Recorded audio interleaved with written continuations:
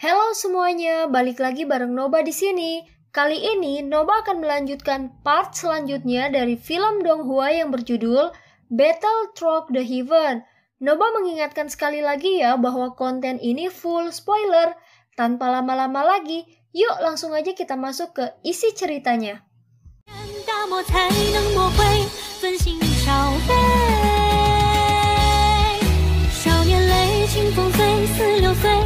Melanjutkan dari cerita sebelumnya, Soyeon beristirahat selama 2 hari di benteng kuning misterius setelah menyelesaikan masalah tentang aula pil. Dia sedikit lelah setelah menyempurnakan pil obat tingkat 8. Apakah pil First Star ini benar-benar cocok untuk Xiao Xiao? Ucap Cailin. Tenang, pil First Star mungkin dianggap sebagai pil obat tingkat 8, tetapi efek obatnya sangat lembut. Ini paling cocok untuk Xiao Xiao saat ini. Kekuatan obat di dalamnya akan tetap berada di dalam tubuh Xiao Xiao dan akan meningkatkan konstitusinya saat ia tumbuh. Itu akan menyebabkannya menjadi sempurna, ucap Soyeon. Cailin hanya bisa menganggukkan kepalanya ketika dia mendengar jawaban Soyeon. Dia memperhatikan Soyeon dengan lembut meletakkan pil obat ke dalam mulut kecil Xiao Xiao. Pil obat berubah menjadi sekelompok cahaya lembut yang meresap ke dalam tubuh Xiao Xiao setelah dia mengkonsumsinya. Setelah itu perlahan-lahan berhenti di perut bagian bawahnya. Cahaya perlahan dipancarkan saat Xiao Xiao bersin. Kedua matanya terpejam karena dia menjadi agak lelah. Ini adalah hamburan awal kekuatan obat. Yang perlu kita lakukan adalah menunggunya bangun, ucap Soyeon. Cailin mengangguk dengan lembut setelah mendengar penjelasan ini. Kakak telah memintaku mengadakan pernikahan sederhana untuk menikahimu dan menjadi klan Xiao. Apakah kamu bersedia? Ucap Soyeon. Tubuh Cailin gemetar ketika dia mendengar kata-kata Soyeon. Soyeon perlahan berjalan ke depan ketika dia melihat tubuh Cailin yang agak menegang. Ekspresinya yang biasanya dingin digantikan oleh warna merah. Hati Soyeon menjadi sedikit panas ketika dia melihat reaksi mempesona Cailin. Segera dia memeluk paksa Cailin. Senyum tipis muncul saat dia dengan lembut mencium Cailin. Nafsu diam-diam memenuhi ruangan yang hangat ini. Waktu berlalu. Setelah menyelesaikan perang dengan sekte singa yang mendalam dan masalah dalam aula pil, Soyeon santai selama periode waktu berikutnya. Aliansi Yan mungkin sangat besar, tapi itu dilakukan dengan baik di bawah manajemen Cailin, Xiaoding, dan yang lainnya. Mereka secara alami akan mengatur segalanya setelah pertempuran besar. Tidak perlu bagi Soyeon untuk campur tangan. Dengan demikian Soyeon senang memiliki waktu luang. Dia meninggalkan Xiao Xiao kecil sendirian dan benar-benar menikmati perasaan menjadi seorang ayah. Selama periode waktu ini, Soyeon juga menggunakan beberapa waktu luangnya untuk membuka gulungan lubang cacing yang diberikan Yalau kepadanya. Benteng kuning misterius tidak jauh dari kekaisaran Jiama. Dan tempat ini adalah lokasi yang sangat penting. Oleh karena itu lubang cacing yang mengarah ke pavilium bintang jatuh terhubung ke benteng kuning misterius. Terlepas dari sisi mana yang menghadapi masalah di masa depan, satu pihak akan dapat memperkuat yang lain dengan penanganan kecepatan tinggi. Pembukaan lubang cacing tidak dilakukan lagi akan memungkinkan kekuatan tersembunyi aliansian melambung. Dengan pavilium bintang jatuh mendukungnya, faksi lain tidak akan mampu bersaing dengan aliansian di wilayah barat laut ini. Mendominasi bagian barat laut benua hanya masalah waktu saja. Selama periode waktu ini, Soyeon juga memperoleh beberapa informasi mengenai perkembangan aliansian. Hal yang menyebabkan Soyeon terkejut adalah bahwa gerbang Xiao, yaitu faksi saudara laki-lakinya yang berada di wilayah sudut hitam, juga bergabung dengan aliansian beberapa tahun yang lalu. Itu juga merupakan lokasi yang bisa diperluas oleh aliansian di masa depan. Dengan dukungan dari aliansian dan gerbang Pan yang didirikan Soyeon di Akademi Dalam, pengembangan gerbang Xiao juga cukup mengesankan. Itu samar-samar menjadi keberadaan besar di wilayah sudut hitam. Begitu waktu sudah matang di masa depan, akan banyak faksi yang telah dimiliki Soyeon, seperti aliansian, gerbang Xiao, dan pavilium bintang jatuh. itu akan menjadi faksi kuat yang tersebar di 3 wilayah besar benua Douki. Potensinya akan tak terbatas. Terlihat 3 Shou bersaudara telah berkumpul di halaman yang tenang di dalam aliansian. Cailin sedang bermain dengan Xiao di tempat agak jauh. Tawa lembut gadis kecil itu tak henti-hentinya muncul di dalam halaman. Sudah bertahun-tahun sejak Soyan pergi, akhirnya dia menikmati waktu yang damai seperti ini. Soyan tanpa sadar tersenyum ketika dia melihat ekspresi mempesona yang muncul di wajah Cailin yang bermain dengan Xiao. Selama Cailin berada di depan Xiao, tampaknya dia mengalami transformasi menjadi kecantikan luar biasa yang dipenuhi dengan cinta seorang ibu. Kehangatannya menyebabkan hati siapapun yang melihatnya bergetar. Selama periode waktu ini, Xiaoyan dan Cailin juga mengadakan pernikahan sederhana klan Xiao yang dilakukan oleh Xiaoli dan Xiaoding. Pernikahan ini tidak megah karena hanya Xiaoding dan Xiaoli yang hadir. Tidak ada keriuhan besar yang digelar, tetapi dikatakan bahwa kakak laki-laki itu seperti ayah seseorang. Itu bisa dianggap upacara serius dengan kehadiran Xiaoding dan Xiaoli. Terlepas dari apa masalahnya, hal-hal yang telah dilakukan Cailin untuk klan Xiao dan aliansian sudah cukup untuk membuat Xiaoyan merasa bersalah. Dia memang perlu memberinya status pernikahan ini. Xiaoding dan Xiaoli mendengar tentang berbagai pengalaman Xiaoyan selama bertahun-tahun. Tanpa sadar mereka terguncang. Kehidupan mereka selama tahun-tahun ini memang tidak santai karena aliansian. Tetapi Xiaoyan juga melalui banyak hal yang cukup sulit selama tahun-tahun ini. Mereka berdua dengan lembut menghela nafas ketika mereka memikirkan hal ini. Mereka mempelajari sisi wajah dewasa dan tegas pemuda di depan mereka. Beban seluruh klan Xiao membebani dirinya. Xiaoyan telah melakukan yang terbaik untuk menjadi lebih kuat untuk klan Xiao dan untuk menyelamatkan ayah mereka. Kakak ketiga, kamu sangat sulit tahun-tahun ini, ucap Xiaoli. Apa artinya kesulitan kecil ini jika memungkinkan keluarga kita untuk bersatu kembali? Kakak pertama dan kakak kedua bahkan rela mengorbankan hidupmu untukku. Aku akan terlalu tidak manusiawi jika aku tidak bekerja keras meningkatkan kekuatanku, ucap Xiaoyan. 3 bersaudara bertukar pandang setelah mendengar kata-kata Xiaoyan. Mereka tersenyum dengan pemahaman yang sama. Tidak perlu mengatakan apapun kepada seseorang dengan hubungan darah yang lebih dekat dari apapun.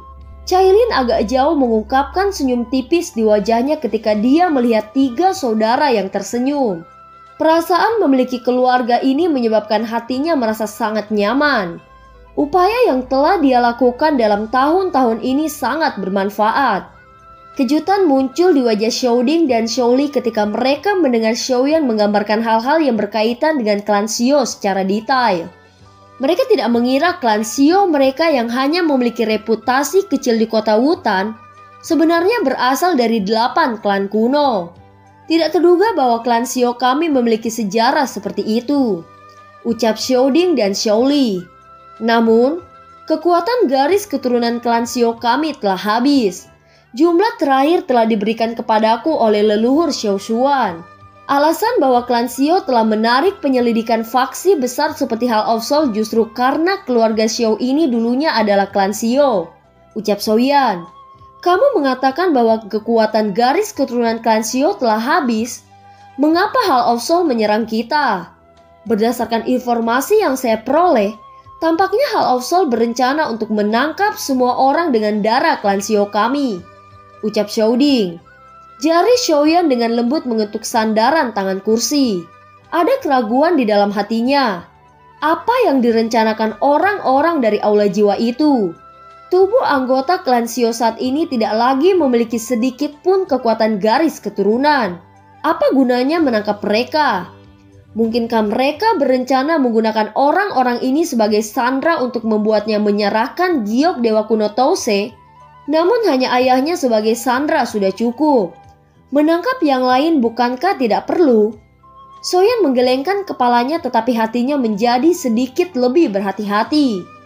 Hall of Soul biasanya tidak melakukan sesuatu yang tidak berarti. Karena mereka tertarik pada klan Xiao, mereka pasti punya motif. Tenang, klan Xiao saat ini secara bertahap berkembang. Anggotanya telah tersebar oleh kami di Aliansian. Tidak mungkin bagi Hall of Soul untuk menangkap mereka semua. Setelah faksi kami menjadi kuat di masa depan, kami akan mengumpulkan semua anggota klan yang tersebar lagi, ucap Xiaoding. Soyan dengan lembut mengangguk. Setelah itu dia mengeluarkan gulungan dari cincin penyimpanannya. Dia berkata, "Kakak kedua, ini adalah gulungan teknik rahasia. Kamu dapat mempraktekkannya seperti yang diperintahkan. Kamu juga dapat memberikannya kepada beberapa anggota klan yang luar biasa." Skyfire 3 perubahan misterius diciptakan oleh leluhur Xiao Xuan. Itu menggunakan metode khusus untuk memungkinkan anggota klan berlatih dan membuat tato klan. Meskipun anggota klan tidak lagi memiliki kekuatan garis keturunan dan tidak dapat melepaskan kekuatan penuh dari tato klan, itu masih mampu meningkatkan kekuatan seseorang secara signifikan. Api yang diperlukan untuk mempraktikkan Skyfire 3 perubahan misterius tidak harus berupa api surgawi. Itu hanya perlu menemukan beberapa api binatang yang sedikit lebih rendah, ucap Soyan. Shaoli menerima gulungan yang diserahkan Xiaoyan kepadanya. Dia sadar bahwa Xiaoyan tidak memiliki hal-hal di bawah standar. Karena Xiaoyan telah mengatakan bahwa itu berguna, Shaoli tentu saja tidak akan meragukannya. Situasi Aliansian telah diselesaikan. Aku tidak akan campur tangan dalam hal-hal yang tersisa. Oleh karena itu, aku akan bergegas kembali ke dataran tengah dalam 2 hari ini, ucap Soyan. Begitu cepat, ucap Xiaoding dan Xiaoli. Hahaha, lubang cacing antara Aliansian dan Pavilium Bintang Jatuh telah dibangun. Tidak perlu mengambil banyak waktu untuk melakukan perjalanan di antara dua tempat itu. Kamu berdua dapat pergi dan melihat-lihat jika kamu punya waktu. Aku akan memberitahu Pavilium Bintang Jatuh, ucap Soyan. Soyan tersenyum saat dia berbicara kepada mereka. Setelah menghitung jari, apa yang disebut pameran perdagangan spasial akan segera dimulai. Dia harus bergegas kembali secepat mungkin. Api surgawi Purifying Demon Lotus Flame terlalu penting baginya. Jika dia bisa mendapatkannya, dia mungkin bisa menembus kelas Douseng. Hanya setelah menembus kelas itu seseorang akan memiliki kualifikasi untuk bertarung dengan faksi seperti Hall of Soul. Jika tidak, Soyan tidak akan berani untuk pergi dan menyelamatkan ayahnya. Kamu akan pergi lusa, ucap Cailing. Iya, kali ini kamu juga harus kembali bersamaku ke Pavilium Bintang Jatuh untuk bertemu guru, ucap Xiaoyan. Tuan tua itu, tuan dari saat itu, ucap Cailin. Soyan mengangguk. Dia berjongkok menepuk kepala Xiao Xiao dan dengan lembut berkata, "Selain itu kami akan membawa Xiao Xiao ke Pavilium Bintang Jatuh. Itu adalah tempat paling aman. Apalagi guru bisa mengajarinya. Saat ini dia sudah bisa mulai berlatih," ucap Xiaoyan. Soyan sedikit tersenyum setelah mengeluarkan instruksinya. Dia mengangkat kepalanya dan melihat ke arah lubang cacing. Api surgawi Purifying Demon Lotus Flame. Sudah lebih dari 1 dekade akhirnya aku semakin dekat denganmu, ucap dalam hati Xiaoyan. Waktu berlalu. Lubang cacing yang terhubung ke Pavilium Bintang Jatuh terletak di bagian terdalam dari Aliansian. Dilindungi dengan pertahanan yang sangat ketat. Soyan membuat lubang cacing ini tidak diketahui publik. Soyan merasa bahwa lebih baik untuk tidak menonjolkan diri dalam hal-hal seperti itu. Kalau tidak, itu mungkin menimbulkan masalah yang tidak perlu karena hanya ada 1 lubang cacing yang mengarah ke dataran tengah dari jauh di bagian barat laut benua. Itu akan menyebabkan banyak orang merasa cemburu jika berita menyebar. Lubang cacing hitam gelap tergantung di udara di dalam aula yang sangat besar. Itu perlahan berputar sementara gelombang fluktuasi spasial dipancarkan dari lubang cacing. Apakah ini lubang cacing? Ucap Cailin. Ini adalah pertama kalinya dia melihat lubang cacing. Hal seperti itu tidak ada di tempat seperti wilayah barat laut benua. Soyan tersenyum dan mengangguk. Yang berdiri di sampingnya adalah dokter peri kecil Tian Huozunze dan King Lin. Para ahli yang diundang telah kembali ke dataran tengah segera setelah menyelesaikan masalah dari sekte singa yang mendalam. Kakak pertama, kakak kedua, kita akan pergi. Jika sesuatu terjadi di masa depan, kamu dapat mengirim seseorang untuk ke paviliun bintang jatuh. Akan ada seseorang di sana untuk menerimamu, ucap Xiaoyan. Xiaoding dan Xiaoli mengangguk ketika mereka mendengar informasi ini. Dipahami, kalian harus berhati-hati, ucap Xiaoding dan Xiaoli. Xiaoyan tersenyum, tetapi dia tidak mengatakan sesuatu yang tidak perlu. Dia menangkupkan tangannya ke semua orang yang hadir dan kemudian memimpin untuk melangkah ke lubang cacing. Cailin yang membawa Xiao Xiao dengan cepat mengikuti di belakangnya, begitu juga kelompok dokter peri kecil. Xiaoding dan Xiaoli mendesap pelan dengan perasaan kehilangan saat mereka melihat kelompok Xiaoyan menghilang di dalam lubang cacing. Mereka tinggal sedikit lebih lama sebelum membawa orang-orang mereka pergi. Singkat cerita, hanya dalam beberapa waktu mereka telah sampai ke paviliun bintang jatuh. Pada saat ini Yalo yang berada di aula dikejutkan dengan kehadiran kelompok Xiaoyan, terutama dengan adanya gadis kecil Xiao Xiao. Ini putrimu, ucap Yalo. Xiaoyan tanpa sadar tersenyum dan mengangguk. Dia sadar bahwa Yalo telah ditangkap oleh aula jiwa ketika Cailin dicurigai hamil. Oleh karena itu dia tidak menyadari situasi ini. Jadi Xiaoyan menjelaskan secara singkat apa yang terjadi saat itu. Hahaha, sungguh tak terduga. Benar-benar tidak terduga, ucap Yalo.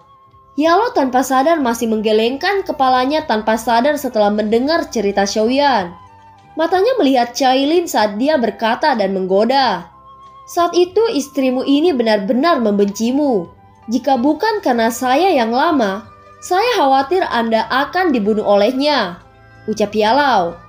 Wajah dingin Cailin menjadi sedikit merah ketika dia mendengar kata-kata Yalo. Saat itu dia diam-diam bertukar pukulan dengan Yalo berkali-kali. Namun dia tidak menyangka lelaki tua itu sejak saat itu yang tampak hanya sedikit lebih kuat darinya menjadi begitu kuat. Xiao Xiao, cepat menyapa guru besar, ucap Cailin. Mendengar ini Xiao Xiao mengedipkan mata hitamnya yang besar. Dia melirik Xiaoyan agak ragu-ragu. Hanya setelah melihatnya tersenyum dan menganggukkan kepalanya, dia dengan takut-takut memanggil. Guru, ucap Xiao Xiao. Senyum gembira terpancar dari wajah Yalo setelah dia mendengar suara lembut Xiao Xiao. Dia tidak memiliki anak tetapi menganggap Xiaoyan sebagai putranya sendiri. Dari sudut pandangnya, putri Xiaoyan akan seperti cucunya sendiri. Yalo berjalan ke depan. Sudut matanya berisi senyum saat dia menyentuh Xiao Xiao dengan wajah penuh cinta. Setelah itu tangannya memegang tangan kecil Xiao Xiao. Sebuah kegembiraan muncul di matanya beberapa saat kemudian dan dia berkata, sungguh kekuatan spiritual yang kuat. Dia juga memiliki afinitas api dan tubuhnya juga memiliki jejak kayu. Tidak menutup kemungkinan baginya untuk menjadi seorang alkemis, ucap Yalo. Xiaoyan tersenyum saat mendengar seruan Yalo. Dia sudah merasakan bahwa Xiao Xiao bisa menjadi seorang alkemis dengan konstitusinya. Kekuatan spiritualnya bahkan lebih kuat daripada saat aku menemukanmu saat itu. Selain itu konstitusinya berkali-kali lebih besar dari milikmu. Jika dia dirawat dengan baik, prestasinya di masa depan akan lebih besar dari milikmu. Hahaha, ucap Yalo. Xiaoyan tersenyum saat mendengar penilaian Yalo. Bakat dan konstitusi mungkin penting, tetapi pencapaian masa depan seseorang ditentukan oleh ketekunan seseorang. Alasan Xiaoyan bisa mencapai tahap ini hari ini bukan karena dia mengandalkan bakatnya. Sebaliknya dia telah mencapai terobosan dari berlama-lama antara hidup dan mati selama pertempuran berdarah satu demi satu. Seorang ahli sejati tidak mengandalkan bakat, tetapi pada ketekunan yang luar biasa. Tangan Yalo terus mencubit tangan Xiao Xiao. Tangannya menggunakan sedikit lebih banyak kekuatan, menyebabkan mulut kecil Xiao Xiao cemberut. Dia terus menggerutu, menyebabkan semua orang tertawa. Mengapa aku tidak mengajari Xiao Xiao kecil di masa depan? Ucap Yalo. Xiaoyan tersenyum dan mengangguk ketika dia menerima saran Yalo. Dia telah membawa Xiao Xiao kembali ke paviliun bintang jatuh untuk dilatih olehnya. Anak ini telah berpergian bersamamu melalui lubang cacing selama beberapa hari. Biarkan dia istirahat dulu, ucap Yalao. Kalau begitu kalian berdua lanjutkan mengobrol, ucap Cailin. Yalao menarik matanya hanya setelah melihat Cailin membawa Xiao Xiao pergi. Dia tersenyum dan berkata, "Anak kecil, kamu telah membantu melahirkan anak perempuan yang baik. Namun kamu bersama Medusa telah melebihi harapanku. Aku juga sudah mendengar tentang masalah pertempuran aliansian. Mampu mengirim 2 Tianzun sudah cukup untuk menunjukkan bahwa Hall of Soul tidak main-main. Namun mereka menderita kerugian besar kali ini. Tianzun ke-9 terbunuh di tempat olehmu. Dan Tianzun ke-4 dipukuli setengah mati sebelum melarikan diri. Sejujurnya aku tidak tahu apa yang direncanakan Hall of Soul. Klan ini selalu misterius dan tak terduga. Mereka pasti melakukan skema dari cara mereka mengumpulkan jiwa. Apalagi dari peningkatan pengumpulan jiwa baru-baru ini. Skema ini kemungkinan berkembang sangat cepat. Berdasarkan informasi yang saya peroleh, tampaknya beberapa perang besar telah meletus di bagian lain benua di luar dataran tengah. Aula jiwa kemungkinan besar terlibat dalam perang ini, ucap Yalao. Oh, perang telah meletus di bagian lain benua, ucap terkejut Soyan. Iya, mengenai pameran perdagangan spasial, masih ada setengah bulan lagi sebelum dimulai. Kita juga harus mempersiapkan diri dengan baik selama periode waktu ini. Mereka yang dapat berpartisipasi dalam pameran perdagangan spasial semuanya adalah pakar atas dan faksi yang kuat. Api teratai iblis pemurnian terlalu menarik. Karena kami dapat memperoleh berita tentang itu, faksi lain juga akan mengetahuinya. Oleh karena itu, kita pasti harus membayar harga yang mahal untuk bersaing memperebutkan fragmen peta terakhir, ucap Yalao. Soyan mengangguk. Api teratai iblis pemurnian berada di peringkat ketiga di peringkat api surgawi. Peringkat ini saja menunjukkan kekuatannya yang besar. Daya pikatnya secara alami adalah sesuatu yang tidak perlu disebutkan. Meskipun itu hanya pecahan peta, nilainya akan sangat menakutkan. Tidak akan mudah untuk berhasil mendapatkannya dari banyak pesaing. Terlepas dari apa yang terjadi, kita perlu mendapatkan api teratai iblis pemurnian. Ada 4 fragmen peta. 3 dari mereka sudah ada di tanganmu. Kita harus mendapatkan potongan terakhir bagaimanapun caranya, ucap Yalao.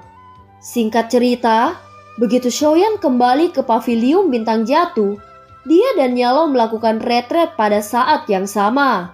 Sementara mereka berdua mengambil retret mereka, pil, petir, dan fenomena tidak wajar lainnya sering muncul di langit di atas pavilium bintang jatuh. Peristiwa yang sering terjadi ini menyebabkan banyak murid pavilium bintang jatuh menyaksikan dengan terkejut. Namun fenomena yang tidak biasa ini tidak merusak apapun di alam bintang. Beberapa sosok boneka setan langit akan diam-diam mencegah awan guntur ketika pil petir terbentuk. Fenomena tidak biasa semacam ini berlanjut selama hampir setengah bulan sebelum perlahan-lahan berhenti. Yalao dan Soyan perlahan berjalan keluar dari menara batu di setengah bulan kemudian. Ekspresi mereka dipenuhi dengan kelelahan. Mereka saling bertukar pandang tetapi mengucapkan kata-kata yang tidak perlu. Keduanya kembali ke kamar masing-masing dan beristirahat selama 3 hari penuh. Soyan dan Yalao baru bertemu lagi pada siang hari di hari ketiga. Setelah 3 hari istirahat, aura mereka benar-benar pulih. Ayo pergi, ucap Yalao.